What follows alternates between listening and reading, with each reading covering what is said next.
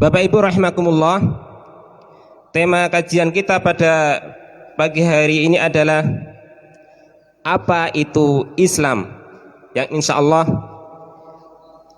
akan disampaikan oleh beliau Ustadz kita, Ustadz Abdul Mu'in Malilang.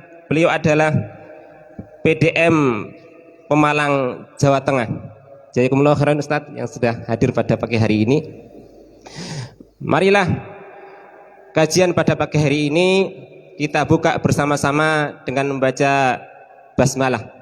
Bismillahirrahmanirrahim. Kepada Ustadz kami persilahkan. Kalau kita membaca flyer yang dikirim, itu saya mau mengaji sebetulnya itu hakikat Islam itu. Tapi ini dikasihkan ke saya itu. Saya bilang, wah luar biasa ini. Nah, padahal kemarin tuh saya juga baru ngisi hal-hal yang sama kan. Saya bilang, bah, ya apa, sekali lagi bahasa saya yang paling mudah ya apa boleh buatlah untuk menyenangkan murid. Ya. Nah, jadi yang selanjutnya Bapak dan Ibu sekalian yang saya hormati, kegembiraan saya ini mungkin akan sempurna kalau sekiranya Bapak dan Ibu besok-besok mungkin mengajak ya putranya yang tidak sekolah lagi atau keluarganya supaya mudah-mudah. 2 minggu lalu saya ngisi di Pekalongan. Saya bilang memang calon penghuni surga. Untung ada hadis yang mengatakan bahwa di surga itu tidak ada orang tua. Kalau itu saya pesimis. Kenapa? Di masjid itu bau. Lah kenapa baunya Ramadan? Orang tua. Nah, kalau umpamanya anak-anak muda kan parfum. Nah, jadi saya bilang ya mungkin Ramadan itu akan berubah aromanya itu. Ya besok-besok ya. Jadi mungkin ya kita aja anak-anak kita kalau yang memang tidak ada kegiatan hari Sabtu, apalagi kalau pas hari Sabtu itu kebetulan libur tidak ada kegiatan, karena ya maaf saja saya ingat pengajian itu sejak tahun 68 saya SD kelas 6. Itu diajak oleh bapak saya jalan kaki sekitar 12 km hanya pengajian Muhammadiyah. Jadi PP itu pergi pulang itu lebih dari 20 km oleh bapak saya itu diajak. Lalu saya dijanjikan permen yang kecil itu. Dia bilang nanti belikan permen. Betul dia berikan permen, tetapi bukan permennya itu yang saya ingat. Saya ingat bapak saya ngajak saya pengajian. Nah, itu yang menjadi penting bagi kita. Anak-anak terutama di SD itu kalau diajak akan ya sama, kita pernah di SD juga sama dengan kalau umpamanya berbuka puasa itu senang bukan karena sholat maghribnya tapi karena takjilnya itu. Nah, di Bapak dan Ibu sekalian yang saya hormati, memang agak susah ini ya. Sekali lagi ini murid saya memberi tugas apa Ad-Dinul Islam, karena susahnya begini, kita ini kalau sudah terbiasa dengan hal-hal yang dekat dengan kita, akrab dengan kita, kita lupa dan tidak lagi istilah Jogja itu apa ya, tidak lagi menggali segala sesuatunya. Jadi pemanya saja kalau ditanya orang, kursi tolong Muin ambilkan kursi, saya bisa ngambilkan kursi. Tapi kalau ada orang nanya kepada saya, apa kursi menurut definisi bahasa Indonesia, itu kalau kita buka Kamus Besar Bahasa Indonesia Balai Pustaka, itu di sana tertulis begini, kursi adalah tempat duduk yang berkaki dan bersandaran. Nah, jadi ini masuk kategori kursi. Sana kursi ada kakinya, tapi kalau di rumah bisa saja kursi itu sudah tidak ada sandaran, tinggal ada kakinya. Apa terus namanya apa itu? Ya. Jadi itu contoh kita sudah karena akrab dengan kursi, ditanya tentang itu kita tidak bisa lagi menjawab secara benar menurut kaidah-kaidah bahasa. Nah, oleh karena itu kalau ditanya apa agama Islam, selesai sudah. Apa sih Islam itu? Belum sampai agama. Nah, kalau agama gimana? Kita ingat lagi saya di SD itu ada guru saya mengatakan agama itu terdiri dari 2 kata bahasa Sanskerta. artinya tidak, gama kacau. Kan cuma itu. Jadi agama itu pokoknya asal tidak kacau. Jadi kalau dalam satu rumah itu sejenis, bukan laki-laki perempuan, sama-sama laki-laki, asal senang aja udah beragama itu. Tidak kacau. Kan sudah luar biasa itu. Nah, oleh karena itu, karena agama ini kebutuhan manusia, ya mudah-mudahan kalau jamaah kita ini, ya mudah-mudahan saya termasuk menganggap berkeyakinan bahwa agama itu adalah kebutuhan. Sebab tidak sedikit orang yang menganggap agama itu adalah kewajiban. Kita melihat agama dari perspektif bahasa, ad-din itu agama. Din itu dari dal, ya, dan nun. Kalau umpamanya di munjitutulab itu, namanya kata yang berasal dari huruf dal, ya, dan nun, itu mesti al-alaqah bainal firqain. Tapi firqatun fi madhhabil a'la, kemudian yang kedua adalah adna.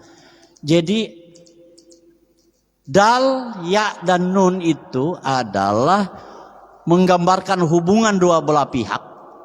Tidak boleh hanya salah satu, dua belah pihak. Yang satu pihak berada pada posisi yang di atas, yang kedua mesti di bawahnya. Jadi berbeda. Itu dal, ya, nun. Dari kata itu muncul dain, hutang piutang, hutang. Dain itu mesti saya dengan beliau, saya kreditor, sana debitor, saya lebih tinggi. Orang yang berhutang itu jangankan posisi, gayanya saja beda. Orang datang minta sumbangan itu walaupun pakai dasi itu sopan sekali, walaupun aslinya tidak sopan. Pakai bahasa bukan lagi kromo inggil, pakai itu loh untuk meraih duit di sana. Jadi orang yang berhutang dengan yang menghutangi itu beda posisi.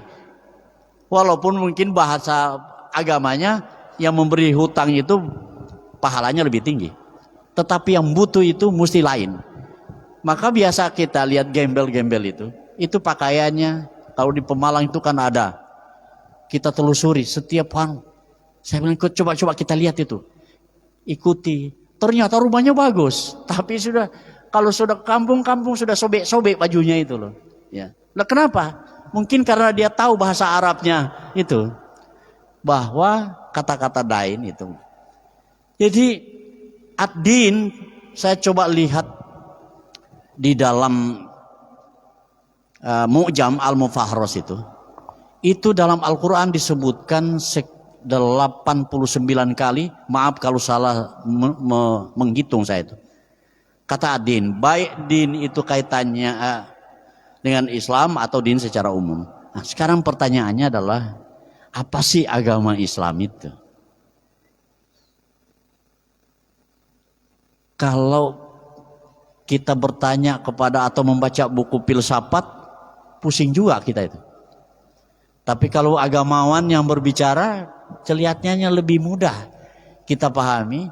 Teolog juga, teolog manapun juga kalau sudah bicara masalah itu kelihatannya mudah. Nah, maka ya maaf saja karena kebetulan saat ini Muhammadiyah di Majelis Tarjih itu ada rumusan agama itu apa. Agama itu dirumuskan oleh Majelis Tarjih, jadi supaya kita, agama tidak seperti tadi itu, tidak kacau pokoknya udah agama. Enggak. Agama itu menurut definisi Majelis Tarjih adalah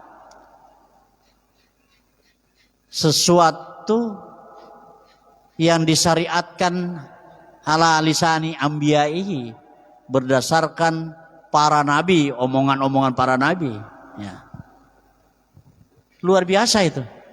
Artinya apa? Lisani ambiyaihi berarti Islam itu bukan hanya agama Nabi Muhammad kaitannya dengan itu agama seluruh nabi. Ala lisani abihi. Iya. Isinya apa agama itu? Minal awamir. Ada perintah-perintah.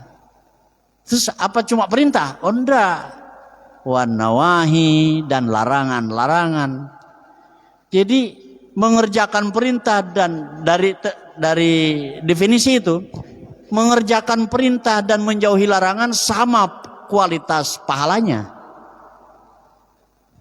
Tak beda. Jadi kalau umpamanya sholat subuh tadi kita dapat pahala. Pulang dari sholat subuh mau balik ke rumah ada uang jatuh. Wih, 200.000. Ambil. Punya siapa ini ya?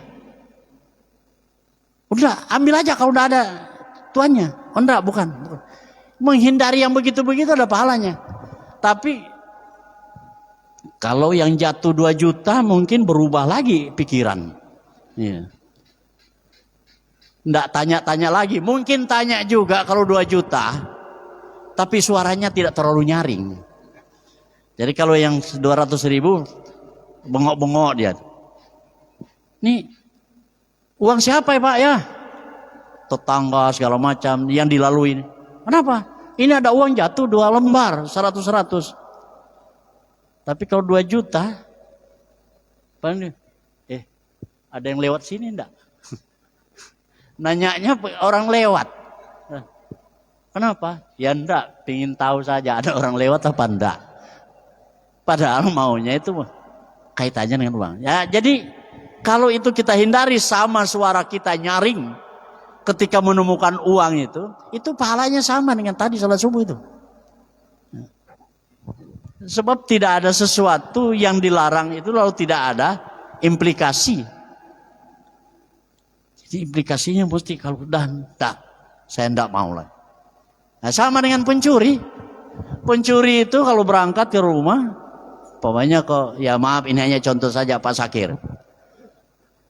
Ingin nyolong ke situ, tapi ternyata salah sangka saya itu. Saya kira Pak Sakir masih di Makassar, ternyata sudah pulang, enggak jadi nyolong. Itu tidak ada pahalanya. Karena ketidakjadian itu bukan didorong oleh keimanan, ketakutan kepada tuan rumah. Tapi kalau begitu saya berangkat, terus pingin juga menyolong di situ, terus terpikir, iya ya, Jumat lalu saya di masjid itu bilang begini, itu mencuri segala macam. Udah, ini setan ini. Pulang, berpahala itu loh. Karena muncul kesadaran bahwa sesuatu hal yang tidak baik. Jadi itulah isinya. Kemudian isi agama itu di samping al-awamir, jamak dari amir, kemudian nawahi, ada irsyadat, ada petunjuk-petunjuk. Maksudnya apa? Tidak dalam bentuk perintah, tidak dalam bentuk larangan, tetapi hanya petunjuk. Nah. Jadi hanya petunjuk-petunjuk. Oh ya, oleh irsyadat. Itulah isinya. Untuk apa? Lalu rumusan itu diakhiri dengan ungkapan atau kalimat li solahil ibad dunyahum wa ukhrahum. Jadi agama itu berfungsi untuk li solahil ibad, kebaikan manusia di permukaan bumi ini, kemudian di akhirat pun selamat dari neraka.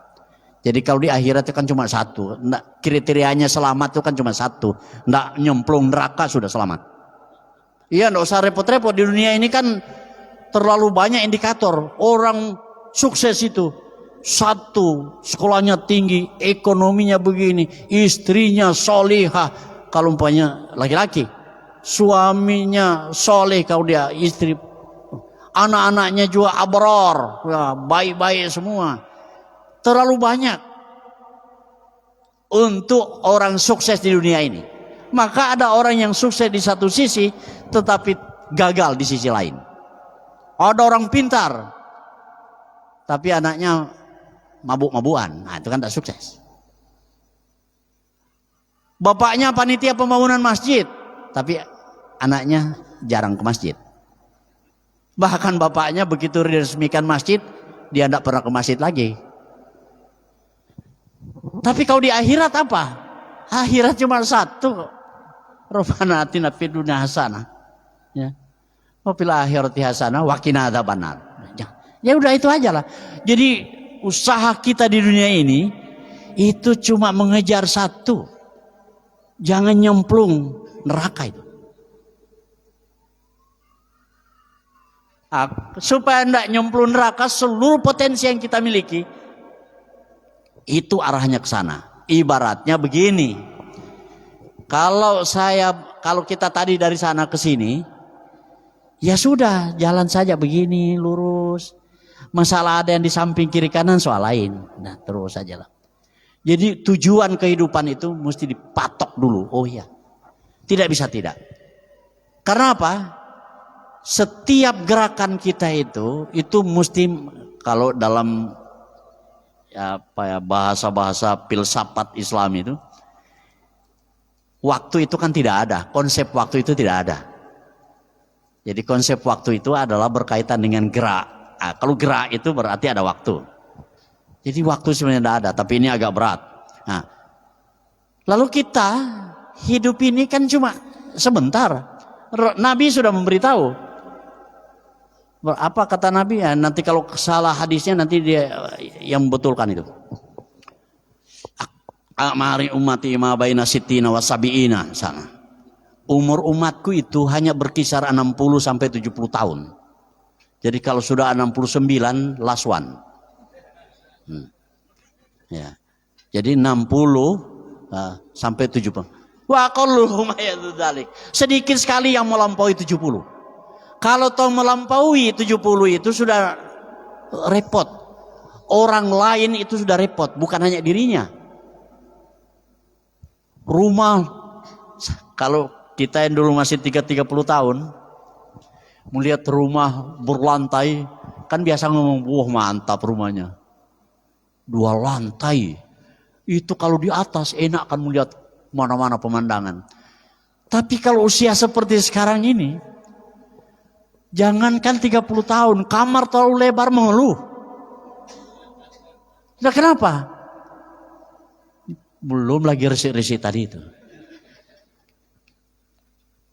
Jadi ternyata limit kehidupan itu sangat dekat. Akhir kehidupan sangat dekat. Ya saya masih ingat betul itu loh, iya.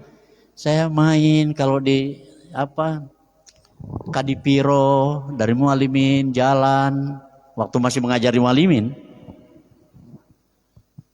main bulu tangkis. Masih ingat siapa yang smashnya bagus, murid-murid saya dari Tegal. Tapi ternyata sekarang kalau ketemu juga, ya paling cuma lewat ini. Jadi kehidupan sangat-sangat singkat. Nah, karena singkat itulah maka Allah yang Maha Rahman, Maha Rahim diberi petunjuk. Untuk menjalani supaya tidak nyemplung ke neraka, ini jalan. Nah jalan itu lewat para nabi. Kita tidak bisa ngarang-ngarang. Senang sesuatu menurut kita belum tentu disenangi oleh orang lain. Tapi orang lain juga begitu sebaliknya. Maka berislam itu memasrah, hakikatnya kalau kita potong-potong pendek kali. Berislam itu menyediakan seluruh jiwa dan raga kita agar mau diatur oleh Allah. Udah kita aja. Mau diatur oleh Allah. Sholat subuh jam sekian. Jangan pakai logika. Sholat subuh itu saya tambah aja lah. Masih segar bugar, masa hanya 2. Duhur yang saya kurangi aja lah. Capek. Kan sama saja. Kalau duhur saya kurangi 2 tapi saya masukkan ke subuh, kan jumlahnya tetap sama. Tak boleh. Kita ya tidak usah sampai kepada agama. Suami istri itu kalau umpamanya memang cinta kepada suaminya, mesti diatur oleh agama berdasarkan petunjuk-petunjuk oleh suaminya. Maka ada ungkapan, nah ini saya mohon maaf, ini bukan bahasa, bukan hadis, tapi omongan orang-orang sufi. Orang sufi itu mengatakan begini, al-mahabbah tamhul makan wal aib, atau biasanya wal uyub. Cinta itu menghapus hukum dan aib, kekurangan. Maksudnya apa? Kalau masih tataran kewajiban kita kepada Allah, ya kita masih berhitung. Ini wajib, ini sunnah. Sholat duhur wajib 4 rakaat, sunnahnya ba'diyah ada, qobliyah ada. Kalau cinta sudah tidak lihat lagi itu. Orang yang cinta kepada Allah itu tidak lihat lagi ini sunnah apa wajib, kerjakan. Maka tamhu, dia menghapus. Dihapus itu. Tidak lihat lagi. Nah, kita ini kan pernah jadi muda. Baru ngincar seseorang yang jadikan calon istri. Tidak usah ketemu orangnya. Lihat sandal yang mirip sandal calonnya, itu sudah senang. Betul kan? Apalagi bajunya, apa ini sandal. Sandal sudah putus lagi, bukan punya calon istrinya, tapi sudah senang.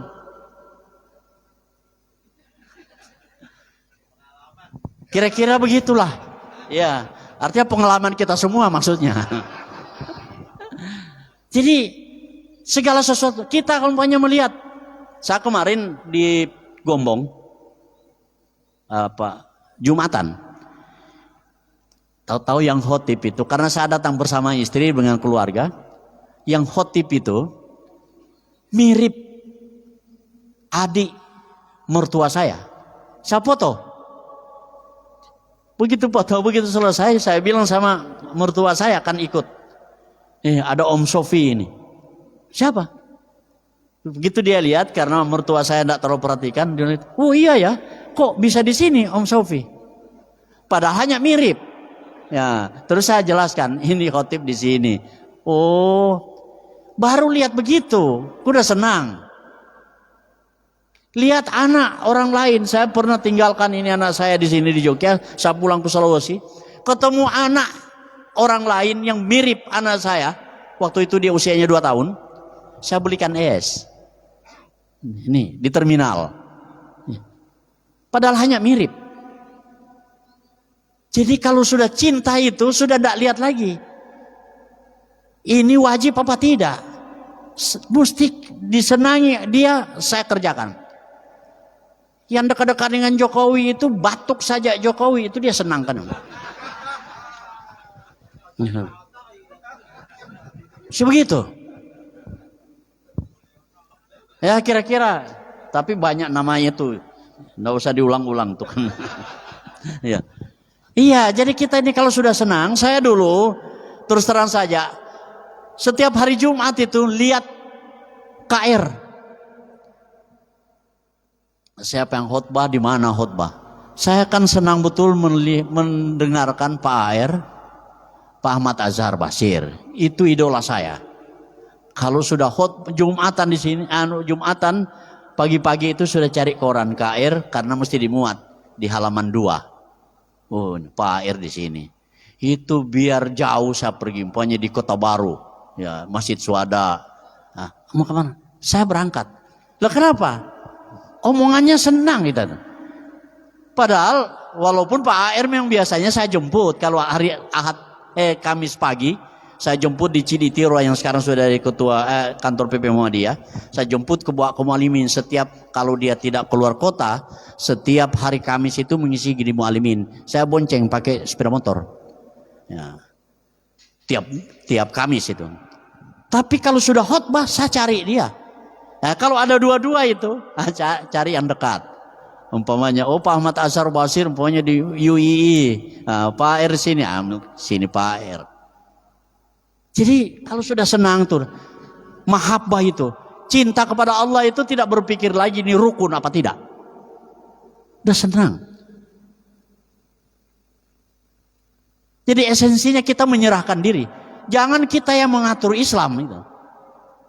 Nggak usah sampai agama.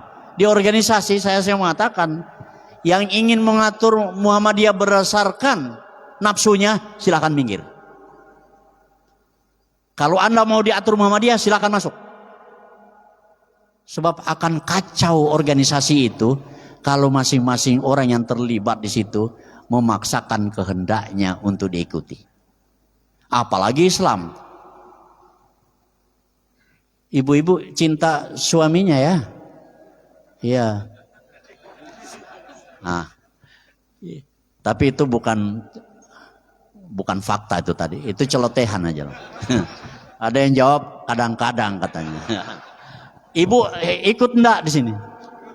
Oh ikut. Ya, saya pikir kalau tidak ikut mungkin karena keberanian karena ada ibu. Ya. Nah, jadi padahal kita juga insya Allah cinta istri. Insya Allah. Padahal istri kita itu banyak kekurangan. Ya banyak lah. Suami kalau tambah banyak enggak, dia lebih sedikit kekurangan, cuma tambahnya lebih. Iya. Jadi istri banyak kekurangan, suami banyak kekurangan. Tapi kenapa orang-orang tua kita dahulu kalau sampai cucu cicitnya ada, mereka tetap saja karena kecintaan itu. Padahal banyak kekurangan. Pertanyaannya adalah begini, apa sih kekurangan dan kelemahan Allah? Apa permintaan kita yang tidak dipenuhi oleh Allah? Pernahkah kita dipenuhi oleh Allah tapi kita tidak minta? Sangat banyak. Oleh karena itu Quran memberitahu, fa in ta'uddu nikmatallahi la tuhsuha.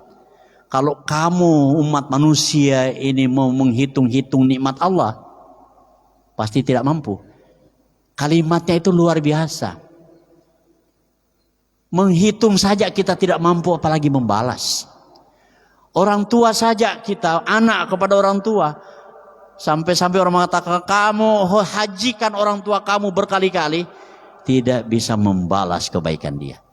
Ini Allah. Apa ada ciptaan Allah yang gagal?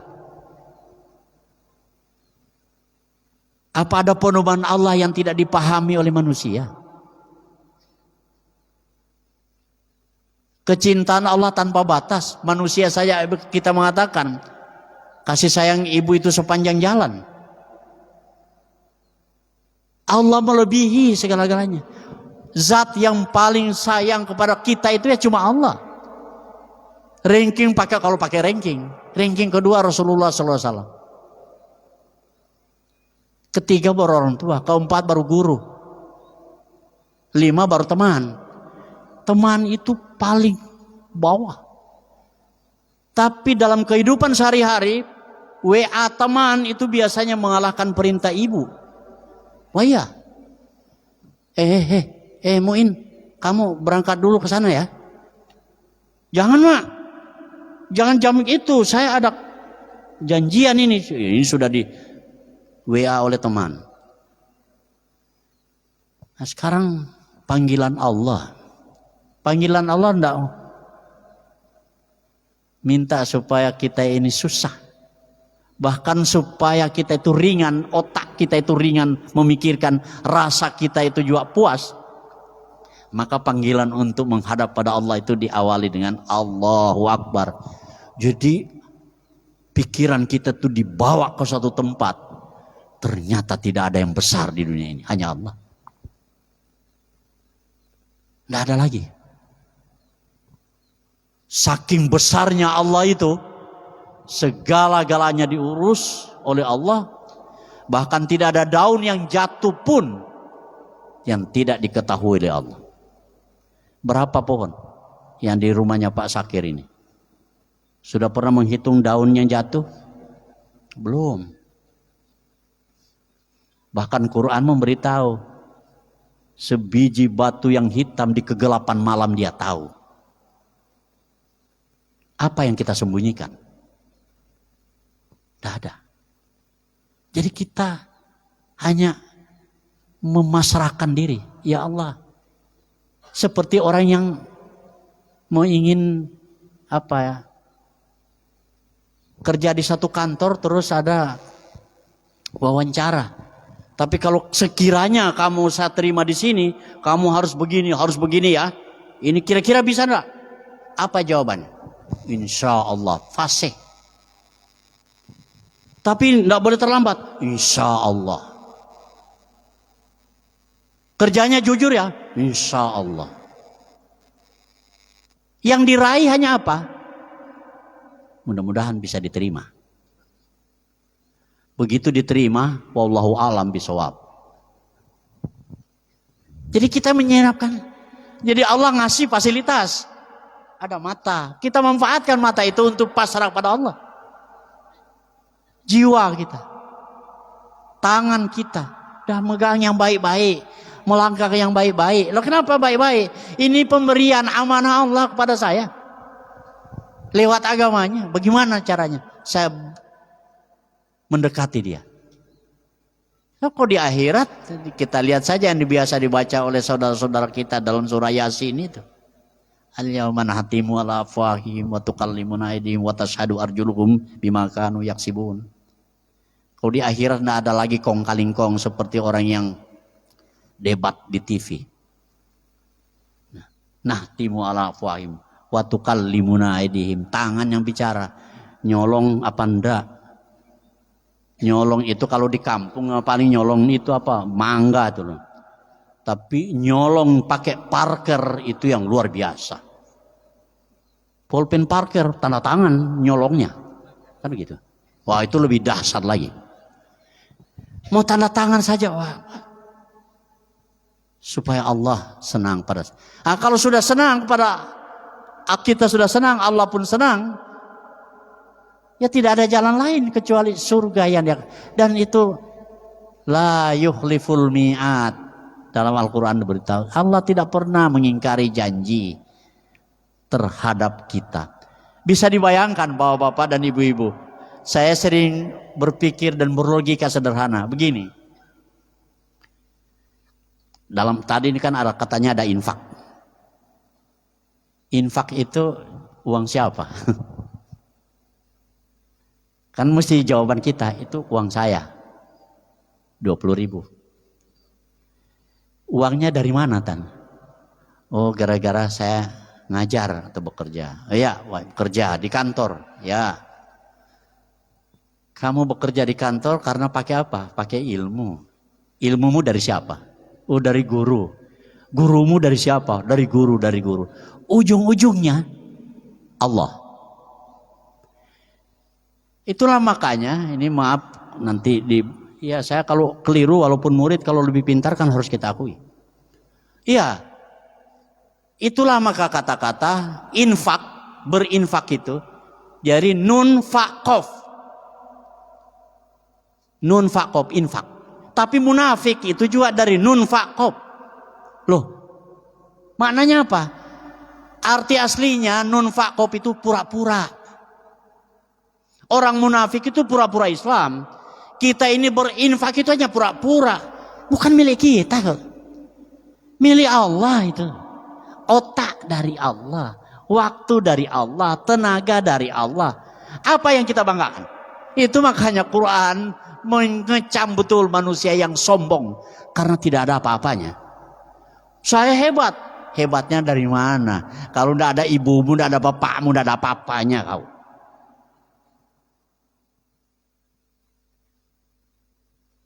Oh iya, ibu bapak, tapi bukan buta huruf. Iya, tapi ininya fulusnya dari siapa? Iya, kalau di beberapa waktu lalu kan ada ibu yang tukang ronsok anaknya jadi IP-nya tertinggi kan? Itu kan inspiratif betul. Bukan apa-apanya, bersyukur pada Allah dan berterima kasih kepada kedua orang tua.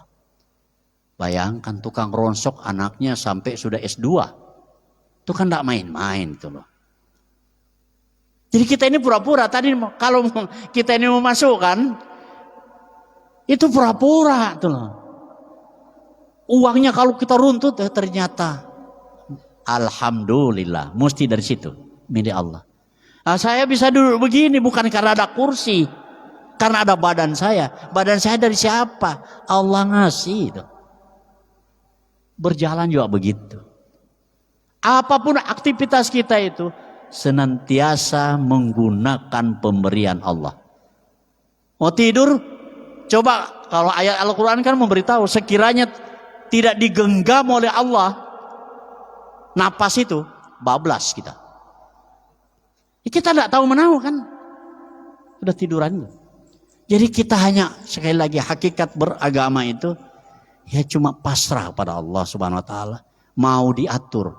Nah, mau diatur itu yang namanya ridho. Nah, itu makanya kalau di sekolah-sekolah Muhammadiyah itu mesti diawali dengan doa. Raditu billahi robba. Saya ridho. Nggak, agak susah diterjemahkan ridho itu. Kalau diterjemahkan pakai pokoknya ridho saja, itu kayak kering. Nah, maka guru saya, guru Pak Sakir, itu memberi makna juga. Ridho itu puas. Saya puas. Puas itu bukan hanya senang, di atas senang. Puas Allah itu Tuhanku. Kita puas. Nah. Tapi bukan hanya itu. Setelah raditu billahi robba wa bil islami dina. Saya juga puas berislam sebagai agama. Dan Muhammad sebagai Rasul. Jadi kepuasan itu mengikuti. Nah, makanya Quran lalu memberitahu, in kuntum tuhibbunallah fattabi'uni. Kalau memang kita ini jamaah, ini kopi ngaji, betul-betul mencintai Allah, buktikan. Apa buktinya? Kata Rasul, kata Al-Quran, fattabi'uni, ikuti saya Muhammad, bukan saya Mu'in. Ikuti Muhammad. Apa Muhammad? Sholatnya tepat waktu, kalau pakai sholat. Nah, sepertinya kita cuma berkisar pada hal-hal yang rukun itu. Itu kan rukun itu muncul ketika ada dari hadis Muslim ya. Hadis Muslim. Itu kan hadisnya agak panjang, cuma waktu itu karena saya masih sekolah jadi hafal. Sampai sekarang pun agak hafal tuh, hadisnya panjang. Jadi apa?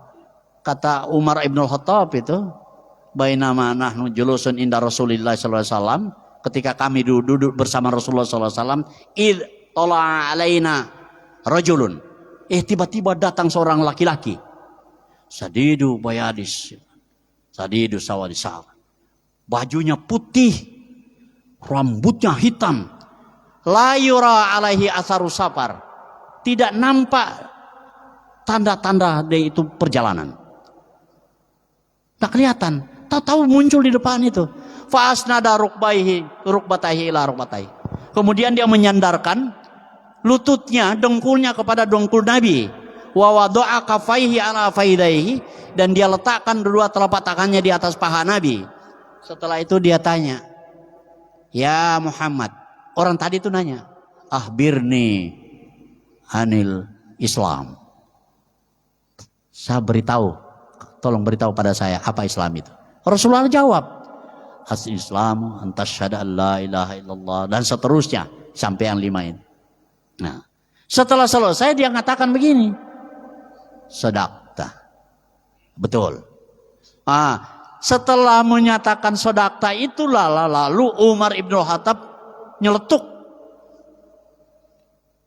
Fa ajabna lahu yas'aluhu wa yusaddiquhu. Mengherankan orang ini. Dia datang bertanya, tapi dia dijawab oleh Nabi lalu bilang betul. Jadi kayak nguji ini. Ya, jadi setelah itu baru dia tanya lagi, "Akhbirni anil iman." Dijawab oleh Rasulullah sampai selesai. Sadaqta, betul. Tapi Umar tidak nyeletuk lagi karena sudah herannya tadi. Setelah itu baru dia bertanya lagi kepada Nabi, "Akhbirni anis sa'ah." Kalau begitu tolong tunjukkan pada saya kapan kiamat terjadi itu. Rasulullah lalu menjawab, "Mal mas'ulu an aha bi'alama minas sa'il." Orang yang bertanya dengan yang ditanya pada baik, kata pemalang. Sami mawon. Yang ditanya, yang bertanya dengan yang ditanya sama saja, tidak tahu. Setelah itu baru dia lanjutkan hadis itu. Birni an amaratiha. Kalau begitu saya tolong diberitahu tanda-tanda kiamat. Wah, tanda-tanda kiamat Rasulullah langsung menjawab.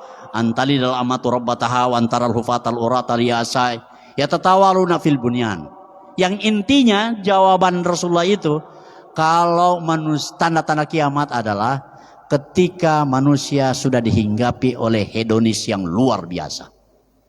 Kecintaan kepada dunia yang sudah luar biasa itu, ya tauna fil bunyan.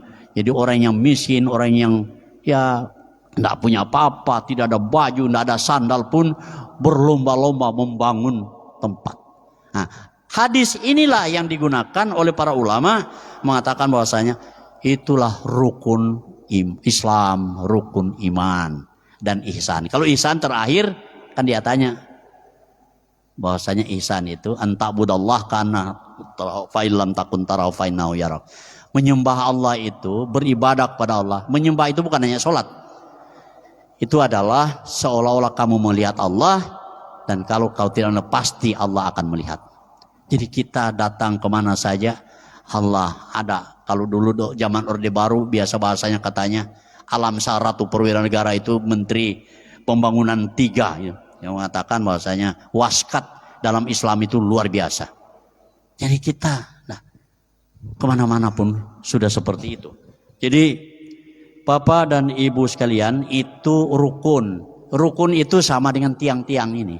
Di rumah itu hanya tembok-tembok segala macam. Itu rukun. Pokok-pokoknya. Tetapi rumah itu akan indah kalau ada kordennya, ada catnya. Nah, itulah kebaikan-kebaikan yang lain. Jadi kalau kita hanya sholat, hanya puasa, hanya itu baru rukun. Tapi rukun ini saja belum tentu dikerjakan orang. Artinya apa? Ada yang pasang korden tapi tidak ada rumahnya. Nah, ini kan lucu itu loh. Ya. Oh, jendelanya dicat, tapi tidak ada atap. Nah, rukun itu dipasang dulu semuanya supaya lebih enak. Jadi sekali lagi Bapak dan Ibu sekalian yang saya hormati, kita berislam sekali lagi hanya satu. Mulai saat ini, detik ini, kita pasrahkan diri untuk diatur oleh Allah. Bagaimana aturannya? Sudah terlalu banyak, apalagi pengajian-pengajian. Ya. Kepada istri, kepada anak. Kalau suami, jangan dibalik-balik. Orang yang kreditor kepada debitor itu berbeda. Orang yang punya hutang dengan yang tidak, itu hadisnya lain. Kalau hadis orang yang berhutang, segera bayar. Termasuk ciri orang yang baik. Tapi bagi orang yang kreditor, orang yang ngasih hutang, itu yang terbaik ada ayatnya. Ya. Dalam surah Al-Baqarah itu 282. Itu kasih kesempatan, jangan nagih terus. Oh enggak, saya enggak pernah, jarang nagih. Paling cuma 3 kali sehari. Pagi WA, malam WA. Itu berarti enggak. Loh, untuk apa? Ini esensinya berbuat baik kepada siapa saja kalau makhluk. Itu bukan untuk dia. Saya berbuat baik kepada Pak Sakir, itu bukan untuk supaya Pak Sakir, wah terima kasih. Enggak. Itu income saya, investasi saya ke akhirat. Kalau pikiran kita mau sering ke arah orang lain supaya dipuji segala macam, sudah susah. Nah, kita beragama itu kan sholat, Allah itu kita sembah atau tidak pernah berkurang keagungannya. Allah ya Allah. Allah Ar-Rahman Ar-Rahim. Oh, manusia sejogja saja sedunia kafir, Allah tidak mungkin sedih. Mana pernah ada? Jadi kita ini berbuat baik fali nafsi, untuk diri kita. Ya. Tapi kalau umpamanya tidak baik, maka untuk kita juga. Jadi insya Allah lah orang-orang yang hadir di tempat ini itu orang yang baik. Kenapa? Karena mewakafkan waktu. Kalau masalah ilmu, apalagi saya yang ngisi, tidak ada ilmunya. Tapi setidak-tidaknya kita dapat pahala silaturahim. Saya kalau tidak hadir di sini tidak ketemu sahabat saya ini dulu di PP Muhammadiyah. Iya. Walaupun saya sudah di Pemalang, ternyata dipertemukan oleh Allah karena pengajian ini. Pertemukan oleh Allah SWT. Itu luar biasa. Walaupun beliau yang paling fenomenal kan di PP Ahmad Dahlan. Ya. Kalau di sana di Ciditoro itu kantor PP perwakilan sajalah. Yang PP aslinya di sini. Ya. Jadi itulah Bapak dan Ibu sekalian. Waduh, maaf ini agak kebablasan ini. Ya, sudah 6.28. Masih ada 2 menit. Saya akhiri dulu. Siapa tahu 2 menit ada pertanyaan. Ya kira-kira itu aja lah.